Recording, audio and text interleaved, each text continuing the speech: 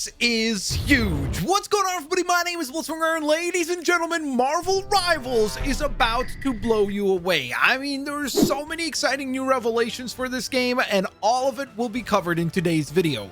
We're talking about a brand new character, we're talking about tons of new images, we're talking about even some brand new gameplay, as well as information about when the closed beta is going to happen, who's going to be allowed in, how many players are going to be allowed in. That and much more will all be broken down in this video. Now, of course, guys, don't forget, if you do enjoy today's video, hit that thumbs up button here on YouTube. Thank you guys so very much for your continued support. And as I always say, let's dive on in. So let's kick things off with the developer talk, because it is the most current piece of information, and it is the one that is filled with tons and tons of interesting points. Some good, some possibly not so good, depending on where you are in the world. So first and foremost, let's begin with the fact that they have officially announced when this playtest will be taking place, or the closed alpha will be taking place. And that will be on May 10th at 5 p.m. PST is when it will begin, up until May 20th at midnight. So that means that we're going to have about 10 days or so to be able to play this game and test it on out. Now, beyond that, we got an exciting new reveal in the form of a brand new character, one that wasn't even leaked previously or even discussed previously as a possibility for the game, which is pretty exciting because that means that there could be other characters like this one that are still down the line in the development pipeline, and that would be Hela, which was pretty freaking surprising. Or maybe I guess I should be saying hella surprising, because honestly, I did not expect this character to be in the game so soon. I thought we would get some other characters ahead of a character like Hela, but here she is, looking pretty freaking awesome, by the way. I love the art style for this game. Let me know if you guys like the design for Hela or not down in the comment section below. But interestingly enough, not only did we get the reveal of Hela herself, but they also announced that the upcoming playtest will have 19 playable characters. Coming into this playtest, the rumor was that we were going to possibly have around 15 characters, then that number got bumped up to like 17, then 18, and now they confirmed officially with their first developer talk that we're actually going to get 19 total characters, which is pretty freaking ridiculous when you think about the fact that this is just a playtest.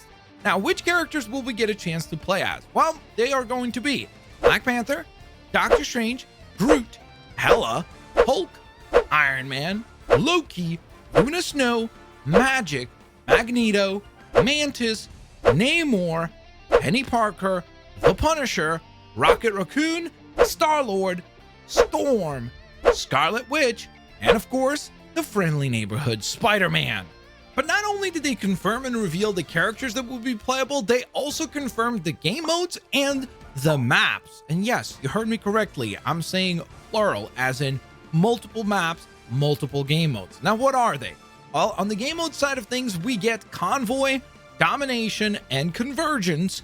And then on the map side of things, we get 3 distinct maps as well. The one that I'm most looking forward to is, without a shadow of a doubt, Tokyo 2099 Shin Shibuya. Can't wait to see what that map has to offer. But then we also do get confirmation of 2 maps actually taking place in Ixgard. So we get Yggdrasil Path and we get Ixgard Royal Palace. Now, the interesting thing about Ixgard is that just a few days before this developer talk, we did get an actual trailer for the map itself, or I guess the realm itself, which was awesome. I really loved the details that we got to see there. It looks like a really well laid out area, some really epic elements all throughout. Of course, we get the giant Ixgard tree. We also, in addition to that, get a bunch of cool Easter eggs. There was like these hanging flags, which at the time we didn't know that Hela was actually going to be a playable character, but she was featured in some of the, I guess, elements of that trailer. And now fast forward and we know that Hela is actually a playable character as well. So that was really cool. I also like the inclusion of the Destroyer armor on that map. So just a ton of really cool attention to detail if you're a Marvel fan. And hopefully the layout of the maps is really fun to get through and allows for some competitive moments. Now, the other thing that I did want to point out that was very interesting is one particular sentence from the developer talk, which reads as follows: new heroes, fresh gameplay, and exciting maps are all in the pipeline. and we hope to include them in future tests. So that is a lot of important information right there in just one simple sentence. First and foremost, I guess they confirmed that there are indeed new heroes, which is no surprise there. I assume when they say heroes, they also mean villains, so worry not. You will get some more bad guys probably as well. Fresh gameplay is an interesting point because I wonder what that means in terms of not just for the characters. Will we get even more game modes than just the 3 that are already confirmed for the playtest? And then, of course, also new maps. But the most important detail that I think a lot of people completely skipped altogether in that sentence is the fact that they say include them in future tests.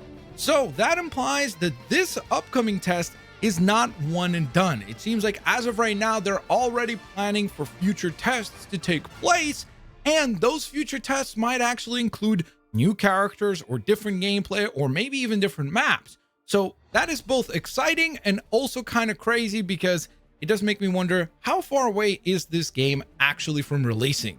Next, let's talk about who is actually going to get to play this game. Well, first and foremost, they did confirm the following, saying, "We've been blown away by the overwhelming support and interest from Marvel fans worldwide, and while we'd love to have everyone on board, we're kicking things off with around 30,000 lucky players who signed up for the test."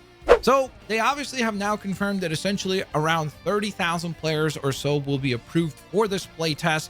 Now, since then, we have found out some additional information about possibly how many people have signed up for this particular playtest, which would be about 10x more than what they were planning for.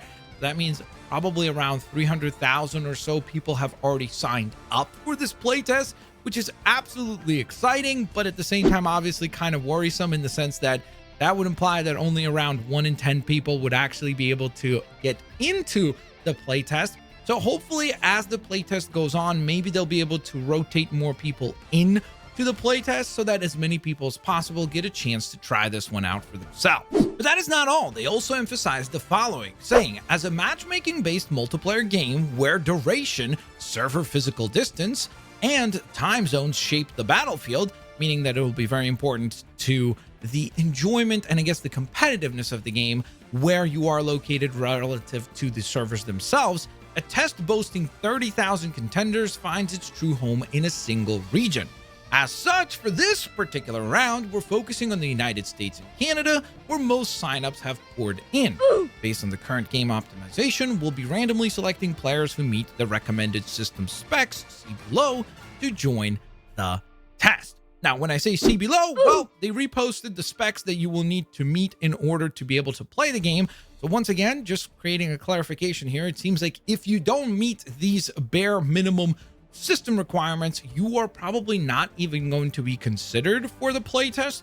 So keep that in mind, that when you're applying for the playtest, keep in mind that you need to meet this particular set of technical specs in terms of what kind of operating system you're using, the processor, how much memory you have, graphics card, and so on and so forth. So keep that in mind, that will be a crucially important aspect here. In addition to that, of course, some people are really bummed out because if they're in Europe, it sounds like they might not be considered for this playtest. I'm not 100% certain if that's what that means. This paragraph is kind of odd in that sense because it feels like that's where it's going to be hosted in terms of like the matchmaking region, but I don't know if it'll be restricted to players only in Canada and the US.